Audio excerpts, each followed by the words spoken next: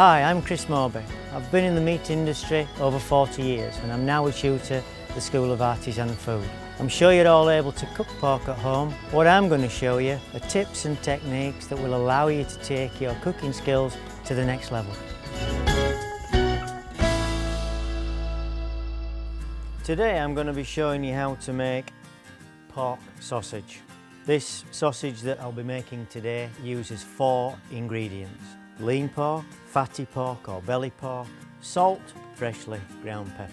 No cereals, no preservatives, no other additives, just plain and simple meat and a little bit of seasoning. The pork that we're using is British pork, and the cuts that I'm using are shoulder, which is the lean part of the shoulder where it's trimmed of gristles and connective tissue, and the belly to give the fat content of the sausage. Without fat, the sausage would be really dry. Now, what I suggest you do is select the meat that you want and then ask the butcher if they'll put them through a mincer, because it will really need to be minced. So here I have the lean and the fat that's been minced. I always mince the lean on a coarse plate because to get a meaty texture, the more that you break down lean meat, the less it tastes like meat. So I like a nice coarse texture for the lean, slightly finer for the fat. Firstly, we want to get a good bind within the lean meat. So we're adding salt to it and then we're just vigorously mixing the lean pork until really you're looking for it to start getting sticky. And we know then that the lean meat will bind the other ingredient. So turning this over, we're trying to keep the meat as cool as possible. That's why I'm working fairly quickly. As you can see now, this meat is coming together really nicely, and I think it's ready to add the other ingredients. This is freshly ground black pepper, and now really it's just a case of blending these ingredients into it. Once that's done, we add the fat. I always add the fat last because I don't want the fat to be mixed too much. I don't want it to almost start melting before it's in the product. And we're just vigorously mixing until the fat is well dispersed. And I think that's fine. That's the mix that you want. The fat has already been blended evenly into it. So just leave that in the fridge for 10 or 15 minutes while we get ready for the next stage. So the force meat has been in the fridge to keep it nice and chilled, and the next part that we're going to do is actually stuff the sausages.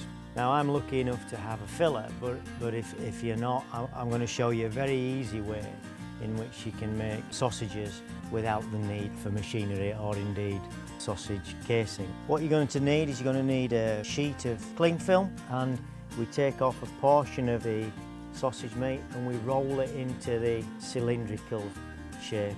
We then fold the cling film over and roll the sausage shape along, and then to tighten it we simply twist the edges and it's nice and tight. Got a nice little sausage shape there. Now if I was to take that out without doing anything further, it would just fall to pieces.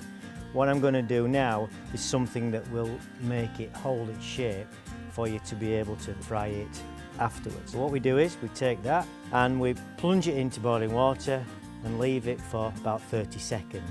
We don't want to cook the sausage through. All we want to do is set the outside so that we can work with it afterward. After 30 seconds, lift it out of the boiling water, plunge it into iced water till it cools down to stop it from continuing to cook, and then you can put these in the fridge or in the freezer until you need them. Remove it from the cling film and cook it as you normally would. The next stage is to stuff the force meat into casings. The casings are taken from the small intestine of the hog. These are cleaned and processed, and they are readily available to buy either from the internet in small packs for home use, or why not even go see your friendly local butcher and ask if they can spare a few.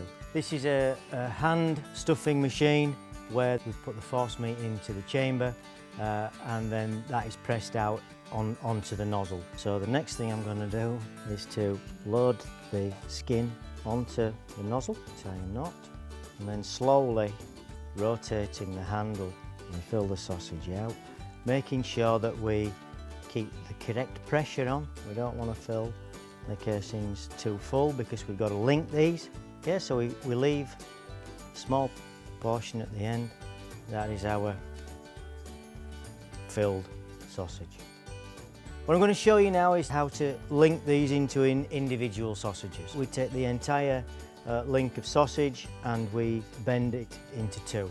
So what we do is we pinch halfway through and then we look to get 3 even sized sausages both sides. We twist at the top and then we take the first 2 and we twist. And we take the end of the sausage link and push it through. We go down, take the next 2, folding it over, and we push that sausage link through. Okay, so these are our finished sausages. What I suggest you do now is you put them in the refrigerator, uncovered, overnight. This helps for the flavours to develop. These sausages are wonderful, either grilled or fried, done on a barbecue. They're gluten-free because they don't contain any cereal. They don't contain any additives. A point for you to remember, these will only keep for about 3 days after you've made them. So if you're wanting to make a batch, I suggest that you put them in a freezer. So, you've seen it done, why not have a go yourself? The only thing that will hold you back in terms of what you add is your own imagination, and it's very easy to make yourself a wonderful homemade sausage.